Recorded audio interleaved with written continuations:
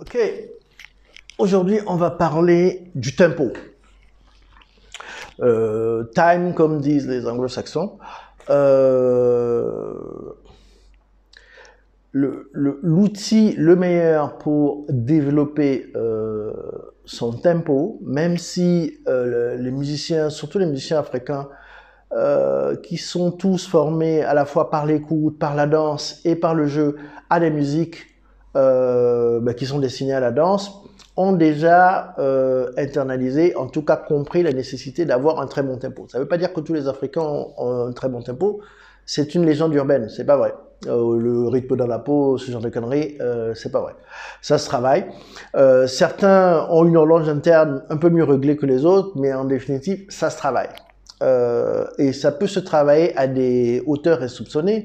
Par exemple, l'un des plus grands contrebassistes de l'histoire du jazz, qui s'appelle Gary Peacock, qui a été très longtemps le contrebassiste du trio de Keith Jarrett avec Jack DeJohnette à la batterie, excusez du peu. Cet homme-là était capable de s'asseoir dans son salon, de mettre le métronome à 180 par exemple, et de l'écouter pendant 1 heure. Juste de se méditer sur le métronome pour, disait-il, recalibrer son horloge interne. Bon, ça c'est Gary Peacock. Il est avec quelques autres un peu tout seul dans leur catégorie, on va les laisser tranquilles. Plus proche de nous, d'abord il faut savoir que le métronome tel qu'on le connaît aujourd'hui existe depuis à peu près 2 siècles. Depuis le début du 19e siècle, je crois que c'est un Hollandais qui a trouvé ça, et puis un Allemand, bref. C'était d'abord un truc mécanique avec un balancier, et puis dès que l'ère électronique a commencé, c'est passé à des instruments électroniques, donc beaucoup plus précis.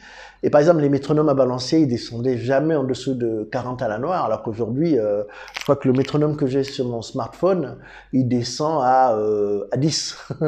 Donc 10, bon, faut être capable de dire, enfin, quand je dis à la noire, c'est bit per minute, donc ça veut dire le nombre de pulsations par minute. Donc essayez d'imaginer uniquement 10 pulsations dans 1 minute, ça fait très très long entre les temps, mais bon, il y a des gens qui arrivent à percevoir ça.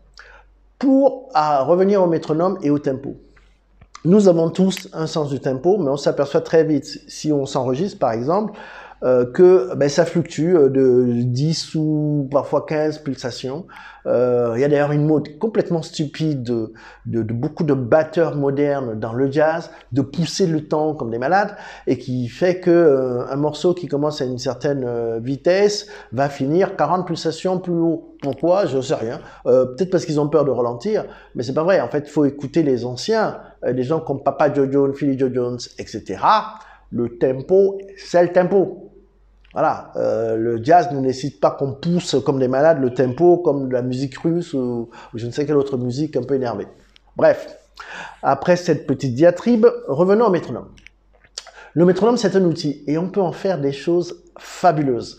C'est vraiment un outil à intégrer dans sa pratique quotidienne. Moi, je dis à tout le monde, moi-même je déteste le métronome, mais je dis à tout le monde, travaillez avec le métronome systématique. Mettez-vous le métronome, quelles que soient les choses que vous jouez, vous mettez le métronome. Les choses que vous connaissez déjà, jouez le métronome, ça va redresser le tempo et l'orchestre va vous en remercier. Et donc, en 1993, un bassiste que moi je considère fabuleux, lui se considère comme un petit bassiste, mais bon, c'est un bonhomme très très modeste. Il s'appelle Ed Friedland. Je vous conseille de regarder ses vidéos sur YouTube parce qu'il a fait énormément de vidéos de démonstrations. Il a écrit énormément de livres sur le groove, sur enfin plein de choses. C'est un ancien élève de la Berklee qui a joué beaucoup, donc il joue de la contrebasse et de la basse. D'ailleurs, il fait aussi du classique. Qui a joué beaucoup dans la région de Boston. Il a joué beaucoup à New York. Maintenant, je crois qu'il est rentré chez lui, je ne sais plus si c'est dans l'Oklahoma ou l'Arizona, et il joue là-bas, il enseigne là-bas, et il a écrit surtout pendant 25 ans pour Bass Player, qui est le magazine de référence pour la basse aux États-Unis. Et en 1993, il a écrit un article extraordinaire qui s'appelle The Metronome as a Guru. Et dans cet article que je résume, grosso modo, ce qu'il explique, c'est que tout musicien devrait avoir un rituel 10, 15, 20 minutes, peut-être 1 heure, enfin le temps qu'on peut tenir, avec le métronome dans une journée pour travailler un certain nombre de subdivisions. Qu'est-ce que ça veut dire? Ça veut dire Le type d'exercice qui, alors je vais pas les démontrer ici, ça ne sert à rien. Et d'ailleurs, je vous mettrai l'article parce que il a été enlevé d'internet parce que je crois qu'il a récupéré pour le réutiliser dans un de ses livres. Et donc cet article a disparu d'internet. Mais moi, comme j'étais abonné à Best Player à l'époque, j'avais photocopié cet article et plus tard j'avais scanné. Et donc je l'ai sous forme de PDF quelque part sur le drive, sur mon drive. Et donc comment ça fonctionne? Tout de la façon suivante. On prend le métronome, on le met par exemple en 100 et on commence d'abord par jouer les noirs sur le temps. Donc, le métronome il tape et on joue les noirs sur le temps. Ensuite on va jouer des blanches, donc ça veut dire que le métronome va taper 2 coups pendant qu'on en joue 1. Ensuite on va jouer des noirs, mais cette fois-ci avec le métronome qui lui tape des blanches. Donc ça veut dire un coup sur 2. Donc par exemple sur le 1 et le 3, le métronome, et pendant ce temps, nous on joue des noirs.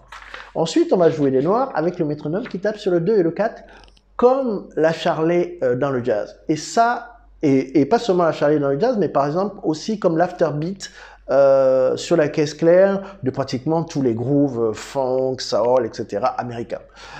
C'est extrêmement important d'être capable de travailler, on appelle ça travailler avec le métronome en l'air. C'est extrêmement important d'être capable de travailler comme ça, quel que soit l'instrument d'ailleurs que vous utilisez. Parce que c'est ça qui va, pour ceux qui sont les musiciens de jazz, ça va solidifier votre sens du swing.